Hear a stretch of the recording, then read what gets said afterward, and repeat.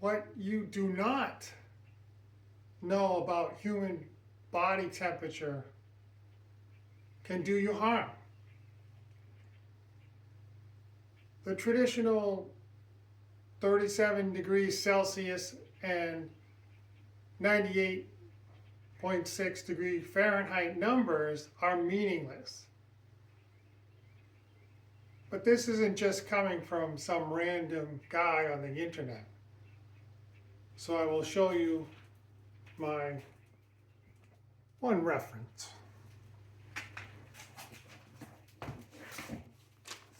This is a textbook that is probably from the 80s, okay?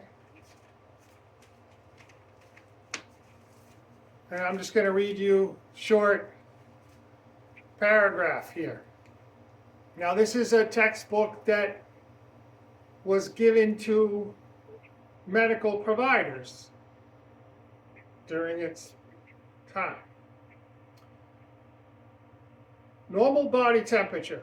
Ignore or curse the traditional red line at 98.6 degrees Fahrenheit or 37 degrees 0 Celsius.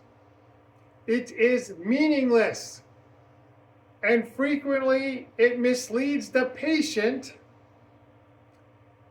occasionally the physician. Now this, like I said, was written in,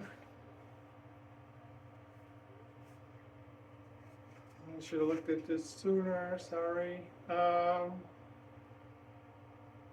Like started, first publication was 1976 and then multiple after that. I think the latest was in the 90s, right? So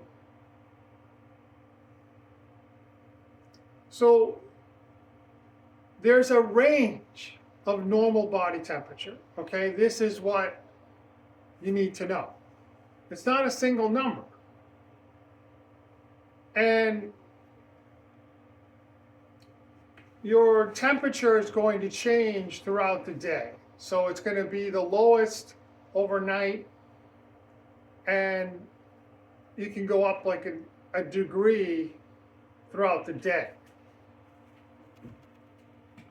Now, what most people don't do, and what most doctors or nurse practitioners or healthcare providers that you might see don't teach their patients, is to take your temperature when you feel well.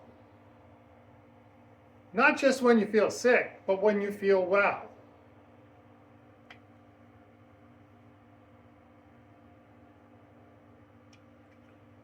Help if I turn it on, right?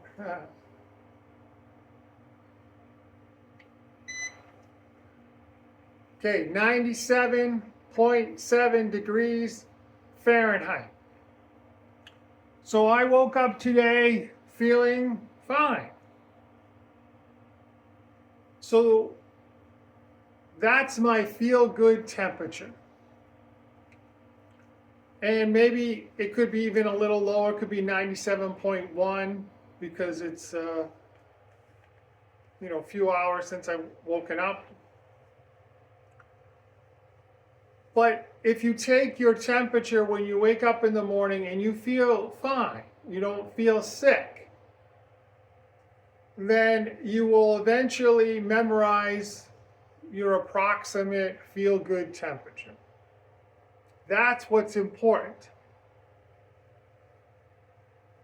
Because on a day that you wake up and you don't feel so good, then when you take your temperature, if you have an increase of 2 degrees Fahrenheit,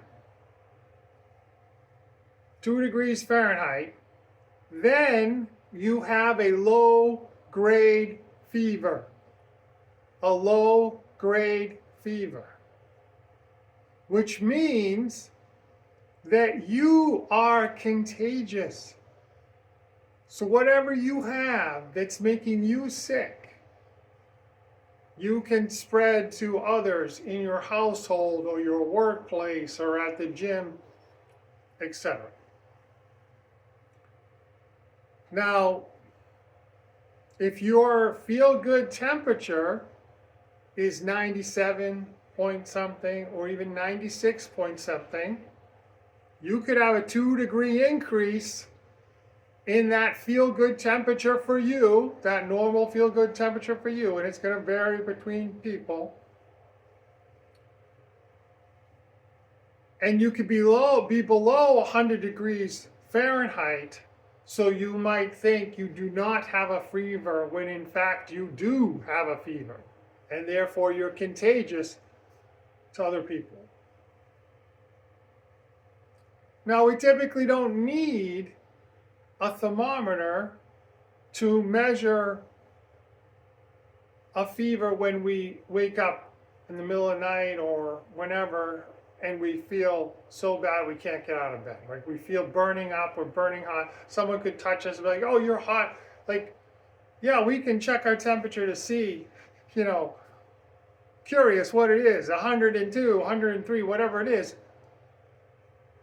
But the thermometer really comes in handy to detect that low-grade fever, which would tell you, you know what, stay home, don't go to work, you need to rest, don't go to the gym, and wait until your temperature comes back to normal.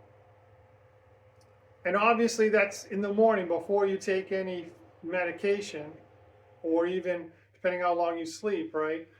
You've got to, because if you take fever-reducing medication, then your temperature is inaccurate. So you want to be fever-free without medication for 48 hours before returning to school or work or the gym. So if you like this information, like this video, subscribe, and I'll provide you some more information that can protect your health and your family's health and everyone around us in this particular case. So, thanks for watching. Have a great day.